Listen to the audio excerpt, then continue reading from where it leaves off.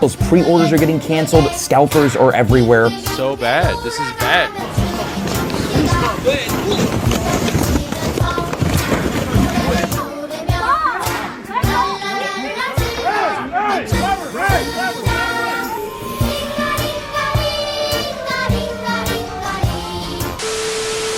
Make sure you got some food ready, cause today, we're gonna analyze all the chaos, how we got here, and what this means for the future. From Johnny Pokemon himself. If you're a fan of the channel, you'll know that I talked heavily on the major events and changes in the Pokemon card hobby. But to give you a TLDR, the pandemic era saw a Pokemon card boom like no other, bringing in tons of new fans and reinvigorating the hobby. The pandemic subsided, and so too did the hype, just in time for the Scarlet and Violet era. While Gen 9 was pretty solid for the video games, it had the opposite result for the cards. While I myself was optimistic in my video about the changes the Scarlet and Violet era would bring, the word I would use to describe the past 2 years is uncertainty. You see, the world of Pokemon cards never truly recovered from the pandemic boom. All the Walmarts and big box stores have a depressing dent where their card section is. No one really knew how to price sealed product anymore. People arguing whether modern or vintage was more valuable. Pull rates getting worse and worse. Just an overall weird time for the hobby. Though sealed product wasn't the only thing people didn't know how to price. One of the most interesting things to me that the Scarlet and Violet era brought was you never knew what card would end up being expensive. You would have normal illustration rares becoming the most expensive cards in a set, while some special illustration rares, which are much harder to pull, would be like $5. While this isn't necessarily bad, it adds to the uncertainty. But worst of all, the pack opening experience over the past year has been abysmal. Now I'm not going to sugarcoat it. The sets from the past year or two have been awful. The pull rates have been terrible, and 90% of the chase cards are a joke. But Josh, what about 151? I'll get to that. Remember that huge new fan base from the pandemic? Well, they didn't just disappear, and it's been enough time where they're itching to sink their teeth into some packs. Let's take a look at what they had to look forward to in 2024. We had Temporal Forces, Twilight Masquerade, Shrouded Fable, and Stellar Crown. There's a reason why you can still find Shrouded Fable on shelves, because these sets suck. Now, as a true Pokemon fan myself, I can't even fault Pokemon too much.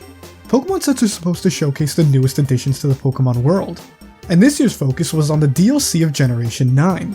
Pokemon like Iron Crown, Terrapagos, and Okidogi took center stage, which are Pokemon the average collector does not want. This jonesing for a good hit of Pokemon cards, in addition to the edging from all these mid-sets, led to even more uncertainty. We saw people go back and start coveting Evolving Skies because their fave YouTuber told them so. 151, which is realistically a mid at best set, saw crazy prices. We saw Surging Sparks fly off shelves because it was the first set to be decent all year. All because the new fanbase wanted a taste of that 2020 hype. It got so bad that we saw a huge rise in people actually playing the card game. While I personally think that's a good thing, that should be the biggest indicator that something was off. Everyone was waiting for that one set that was worth opening. And then, it finally came. The set You've been waiting for! Prismatic Evolution. But it didn't really hit right away. Funny thing was, it snuck right under people's noses. I was lucky enough to secure a Century to be because pre-orders were available for a vast majority of the day it dropped, which is insane to think about in retrospect given the current hype. But once the YouTubers started talking about it, the floodgates opened. Every pre-order for every single product of Prismatic Evolution gone. Scalpers on eBay were already selling their pre-orders for double and even triple MSRP. But it wasn't just Prismatic Evolution, because this hype reinvigorated people's hype in the hobby. And with hype comes more money to be made. I see a new Costco fight video almost every other day now, and it isn't even for Prismatic Evolution. It's for boxes of 151. Why are people fighting over a set that's almost 2 years old and still being printed? Well, it's cause there's nothing else. Prismatic Evolution, gone. The next best set, which would be Surging Sparks, is either gone or marked up like crazy. 151 itself is basically gone. Even stuff like Paldean Fates and Crown Zenith, are marked up to the point that you might as well just buy the singles. All you're left with are all the sets nobody wants. Have fun opening Stellar Crown and Shrouded Fable. I'm sure everyone can't wait to pull Monkey Dory and Pheasant Skibbity over here.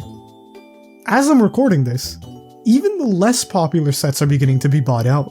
From my own personal experience, whenever we make a stop at a Walmart, we can't help but take a peek at the card section. Might as well be a tradition at this point. But for the past 2 years, it's nothing but an empty shelf with a couple overpriced Yu-Gi-Oh products nobody wants. Even the card shop I frequent is always sold out of any meaningful set. It's safe to say that we're currently in another boom of Pokemon cards. A boom that's been charging up and waiting to happen for the past 2 years. But what is it exactly about Prismatic Evolutions that makes it so special? Let's take a deeper look at this infamous set and what went wrong. For starters, this is a special set, which differs from your average main set. Traditionally, special sets are loaded with far more chase cards, usually the more sought after Pokemon, and better pull rates. You see, Prismatic Evolutions did only one of these things, and I'm sure you could probably guess which. Prismatic Evolutions is all about the evolutions, the second most surefire pack seller next to Charizard, sometimes even besting our GOAT, with everyone's love of collecting all 9 of them. To top it off, this set was slated to have 32 special illustration rares, the most we've ever seen from a set. With the good out of the way, we can talk about the elephant in the room, the pull rates. Despite what those videos of people pulling God packs will tell you, the pull rates in Traumatic Evolutions are some of the worst we've seen in years. To put it into perspective, pulling any chase card from Crown Zenith, a special set that came out a couple years ago, was 49%. That's basically a 50-50 on every pack you open, which is pretty good. Now let's see Prismatic Evolution's pull rate. The pull rate of pulling any type of chase card in Prismatic Evolutions is 19%. Pulling something that isn't just complete bulk is less than 1 in 5 packs. The worst thing of all is this terrible pull rate only made the set even more desirable. It being impossible to pull anything only further justified the ridiculous prices of the cards inside.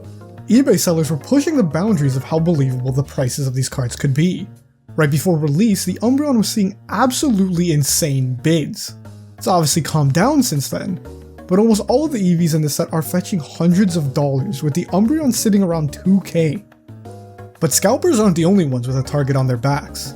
The reputation of card stores is at an all-time low, marking up this product on a release to triple the MSRP, holding on to them to create more scarcity and see how much more they can sell them for, pre-orders being cancelled because they realize the price they can get now is exponentially higher, all in addition to just never having any more stock.